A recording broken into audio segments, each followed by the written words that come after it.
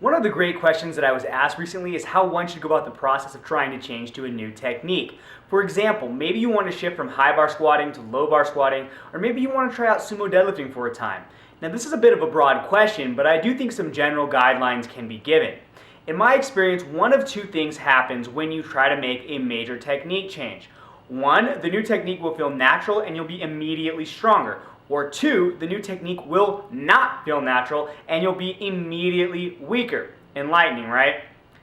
Let's address the first scenario. If you try a new technique and it is immediately stronger, thank your lucky stars. You've probably discovered something that is simply more efficient in general and or better suited to your particular biomechanics.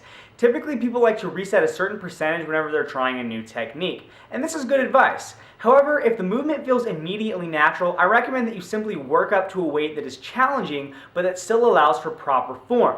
For example, the very first time I tried wide stance squats and wide grip benching with a big back arch, I was able to set 20 to 25 pound PRs on sets of 5.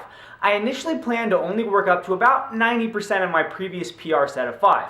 However, once I started warming up, it was clear that I was stronger using these methods, and there was simply no reason for me to hold arbitrarily back when my form was just fine even at those new weights. On the other hand, sometimes a new technique is going to feel incredibly awkward and difficult. You'll basically try to use the old motor pattern despite the new technical changes, and things just don't click. The longer you've been lifting, generally speaking, the more likely this is to happen. The more ingrained a movement pattern, the harder it is to profitably change. For example, it has taken me about a full year to progress my sumo deadlift to the point where it is stronger than my conventional pull. The first time I tried sumo, I was anywhere from 30 to 50 pounds weaker than I was on the conventional version of the movement. If this is the case for you, the standard advice to reset 10 to 20% is an absolute must, because first of all, you can't lift as much, and second, because your form is likely bad when the movement feels unnatural. If you don't get those immediate results, don't be disheartened. While it is true that many people try new techniques and never end up setting PRs with them, there are plenty of examples of people chipping away and eventually becoming stronger with their new style after a lot of hard work. For example, take a look at my deadlifting history.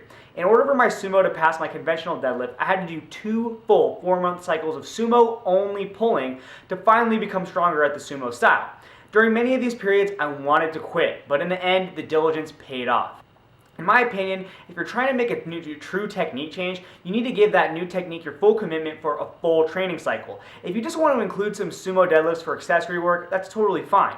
You may find that sumo eventually becomes stronger even if you split time between both styles. However, I've personally found it nearly impossible to learn a new movement pattern while still practicing an old one.